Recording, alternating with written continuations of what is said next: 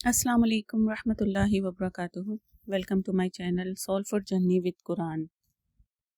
اللہ تبارک و تعالیٰ نے حضرت ایوب علیہ السلام کو بے پناہ دولت سے نوازا تھا۔ دنیا میں موجود کوئی ایسی چیز نہیں تھی جو حضرت ایوب علیہ السلام کے پاس نہ ہو۔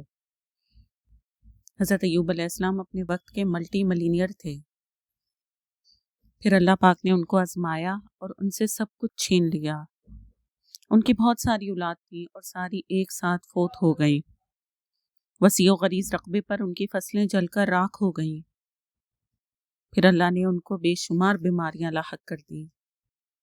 پھر ایک دن حضرت ایوب علیہ السلام نے اللہ سبحانہ و تعالیٰ سے دعا کی اور اللہ سے رحم مانگا۔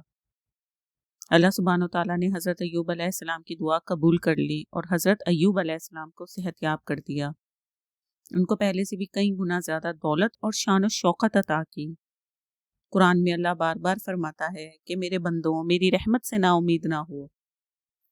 شیطان چاہتا ہے کہ ہم دعا چھوڑیں اور مایوس ہو جائیں، کیونکہ وہ جانتا ہے کہ ایک سجدے میں گرے ہوئے شخص کی فریاد اللہ کے عرش کو ہلا سکتی ہے۔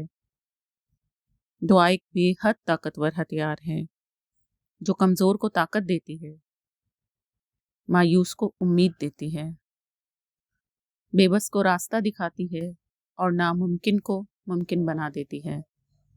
جزاک اللہ خیر۔ السلام علیکم ورحمۃ اللہ وبرکاتہ۔